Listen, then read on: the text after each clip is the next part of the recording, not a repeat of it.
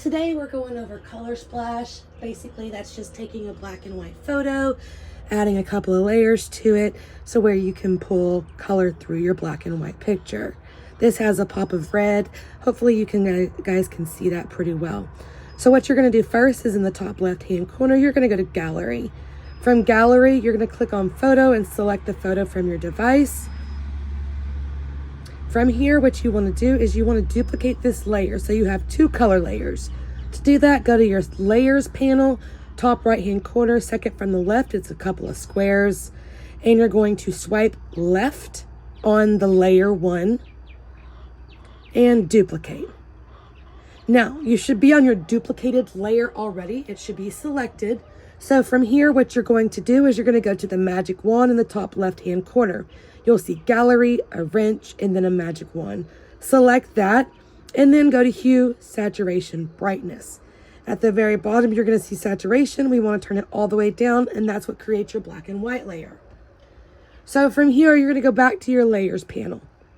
So we have a color layer and we have a black and white layer. I don't know if you can see both of those up there, but one is color, one is black and white.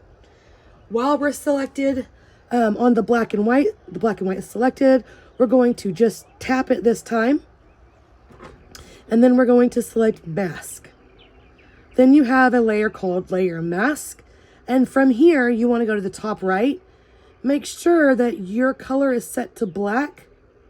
And from here, you're going to first select what size you want your brush. I'm starting in the middle, so I'm going to use a larger brush. And you're just going to start coloring. Color, color, color. Oops, I'm sorry. They're all selected. Okay, when you do that, you want to show layers. From there, you should be able to color your picture. Which it's coming, it's just you're not seeing it very well.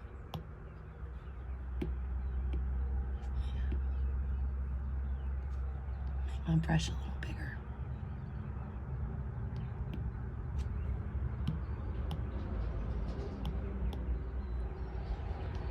Okay, so that's the problem. Oh, the opacity is down.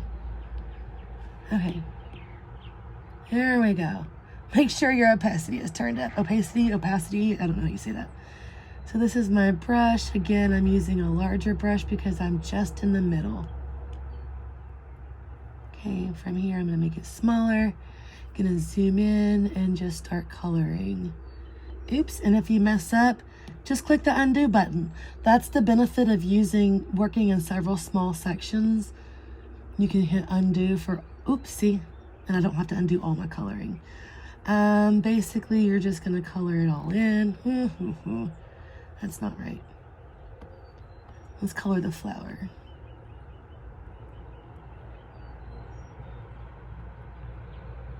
When you get ready to do the edges, you're going to need to get a small brush. I don't like that.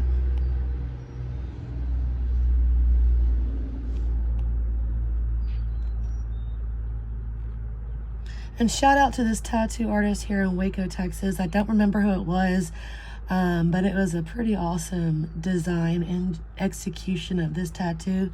I do want this tattoo or something very similar. And I'm not going to tell you what changes I want to make to it because it's a sentimental tattoo that I don't want anybody to swipe the idea for until after I have it. So you're just going to color in all your colors. Try not to get out of the lines, which I'm not doing a very good job of right now, but you can zoom in a lot just to help you see all the colors and the borders to kind of help you stay in the lines here. So that's what you're going to basically do. Oops. So you're going to color it all in.